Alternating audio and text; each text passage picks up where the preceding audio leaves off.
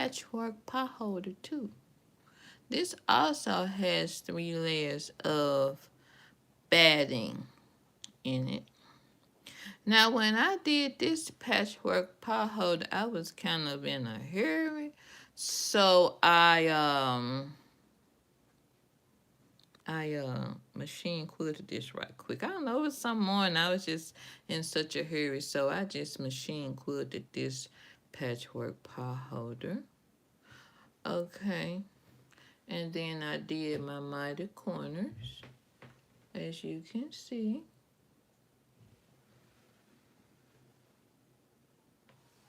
That one's really cute.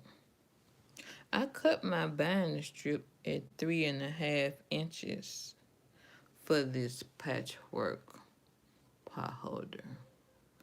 Okay. And it came out very, very good. I'm very proud of it. You know, I've been quilting for 20 years. This make 22 years. So if you're not subscribed to my channel, you should definitely subscribe, because there are a lot of things you will learn from me. And then I will hope that you will use it to go on and do some quilting, whether it be by hand or machine. Okay. But yeah, this is a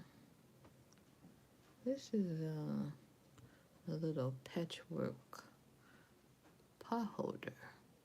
So I'm gonna definitely be using this on Christmas Day. And then this is a machine quilt. And then this is the back. I like the way that the back looks. And you could really see the quilted lines and the candy canes.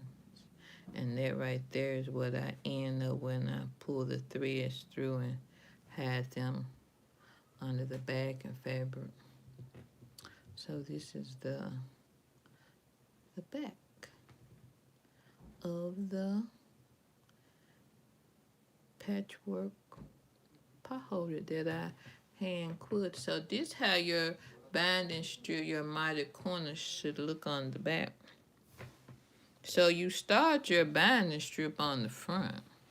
So you get the little cute look on the front for the mitered corner. So this look here, now this is a perfect looking mitered corner. This one is struggling, but it's there. So, but it's just something like you have to make sure that you're right on that corner.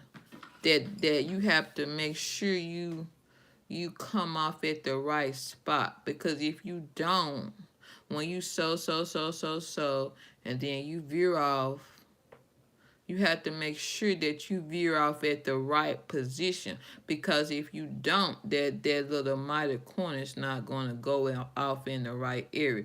Then it ends up looking like it's struggling, like right here. That probably means I didn't come off. I probably came off too late or something.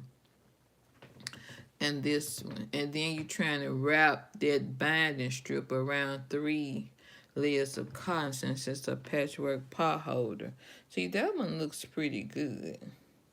So, I'm not perfect. Although I've been quilting for 20 years, I'm not perfect. And then I just, in the last few years, got the nerves up to tackle doing the mitered corners, because just like Khaled said in my last video, if you put your quilting in any kind of competition, you're not gonna win without a mitered corners. Without mitered corners. How you doing? So yeah, that's like I just said in my last video. I was as a beginner quilter, even if you're a seasoned quilter, but you haven't decided to start doing mitered corners yet, I would suggest that you take the time to do those, to learn how to do it, and not only learn, to master it.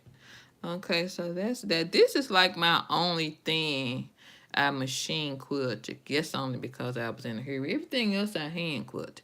Now, and then here's my Next item on the menu.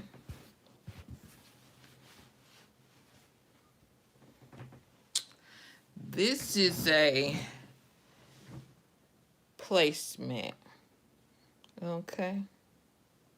And then if I zoom in, you can see the candy canes. Now this is how, I'm pretty pleased with how my hand quilting came out on this hand quilted Christmas item.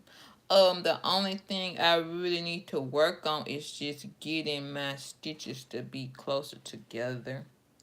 But yeah, these are my little hand quilted candy cane.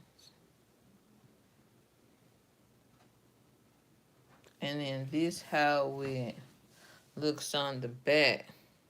You can see them better. So these are my hand quilted candy canes. And these are the mitered corners. Now these are perfect looking mitered corners. I'm very proud,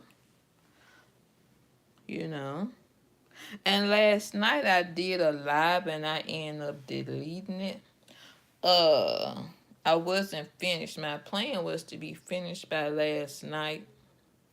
I wasn't pleased that I wasn't finished. And what I did was in my join area, which is right here, is the join. You know, when you do the mitered corner, you have to do a join.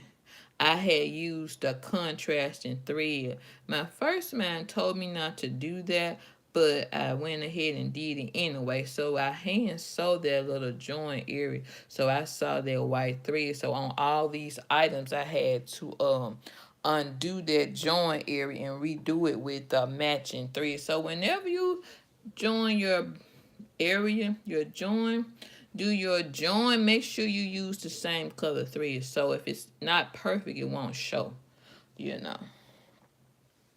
So yeah, this is my little patchwork placemat. So yeah, I had to come back and do a part 2 because last time I had to end that video. So yeah. And this is the back again.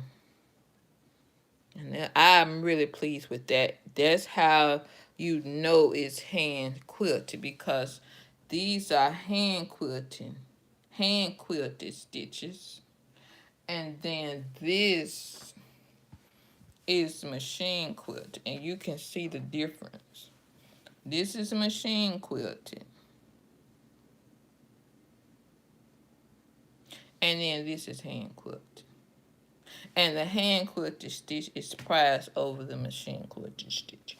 Okay, but that was just some helpful information. Okay. And that's the front again. Okay, and this is the front of this. And then I just did part 1 where I showed my other items, but I had to end the video, which was this one, which is a coaster. This one, which is a coaster. This one, which is a patchwork pot holder. And then these squares here are the squares for my upcoming mug rug. And you know a mug rug is just, hi, how you doing? A mug rug is just a small placement. So, and then with my squares, I always mark the top with a colored pencil. So you see that? So I'll put that up there. And then this one goes. And I just did a long form video on this, the layout for this mug rug. Now this square I had to get, I'm gonna show you why. Okay, first I had this square that, but I saw it had a little slit in it. How you doing? Uh, I had a little slit. And then when I went, now had this slit not been more than a 1/4 inch long, I would have probably left it alone, but it's more than a 1/4 inch. So then I already know that it's more than a 1/4 inch long. You know, you so been quilting so long, you know a 1/4 inch. So, or if you didn't know, then I can get my ruler and uh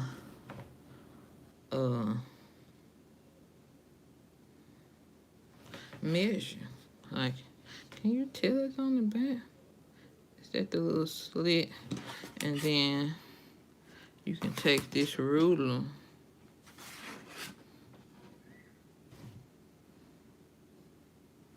and see that it's more than a 1/4 inch long. You just put your ruler, and that's your 1/4 inch line right there. And you can see if you put the edge right there, and then you do it, you can see that it's, well,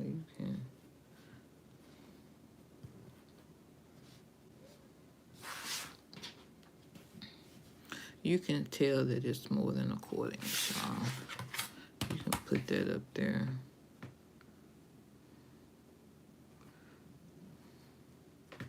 So this is your 1/4 inch line right there. So you move this over, and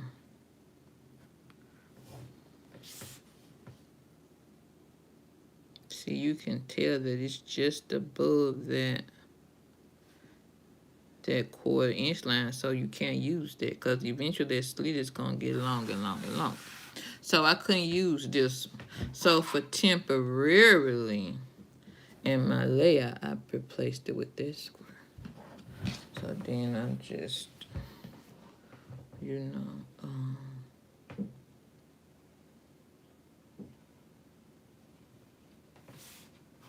I think this is, hold on. No.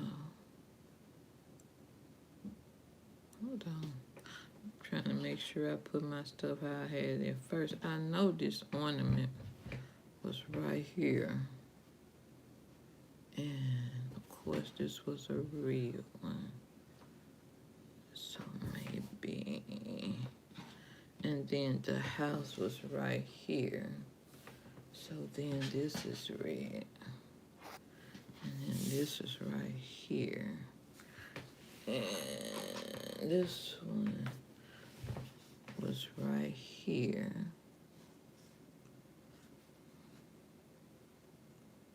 And then this one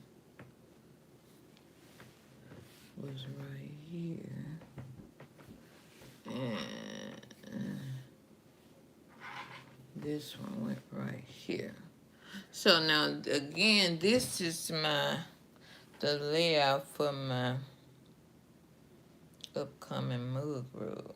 But this block right here is gonna be changed out. I got to cut my bag and fabric to see what I have left so I can get a block to replace them. I don't like this block in it because his face is going to be cut off right here in the sibs, and I don't like the top starting with somebody's leg. So, but yeah, thanks for watching this video. Make sure y'all like, share, subscribe, go and watch all my other videos, and subscribe. Watch. Share. Check you later. Check you later. Merry Christmas. Happy holidays.